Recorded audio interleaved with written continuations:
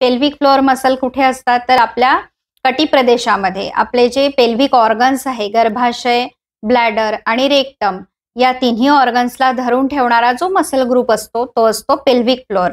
आणि ह्या muscle strong असल्या की या तिन्ही अवयवांचं काम रेग्युलर सुरू असतं. परंतु जेव्हा या पेल्विक मसल्स वीक होतात त्यातनंच एक दिसणारं लक्षण म्हणजे युरिन इनकॉन्टिनन्स हे आहे.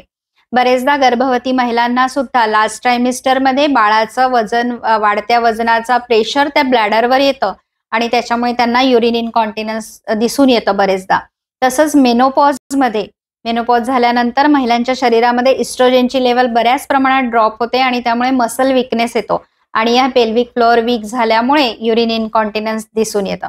तर अशा वेळेस आपण काय केलं पाहिजे, तर सगळ्यात महत्त्वाचा आणि पहिला उपाय म्हणजे आपण पेल्विक फ्लोअर स्ट्रेंथनिंग केलं पाहिजे.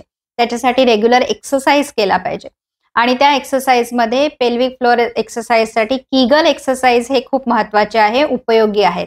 ते कसे करायचे, तर आपण त्याच्यासाठी पाठीवर झोपायचं, पाय 90 डिग्रीमध्ये फोल्ड करायचे आणि लांब श्वास घ्यायचा आणि श्वास सोडत आपला वजायनल कॅनल आणि पेरिनियल मसल आतमध्ये ओढून ठेवायच्या, अशा टाईट ठेवायच्या 10 सेकंडपर्यंत आणि मग रिलीज करायच्या. पुन्हा लांब श्वास घ्यायचा, श्वास सोडताना मसल्स टाईट करायच्या, 10 सेकंड होल्ड करायचं आणि नंतर रिलीज करायचं.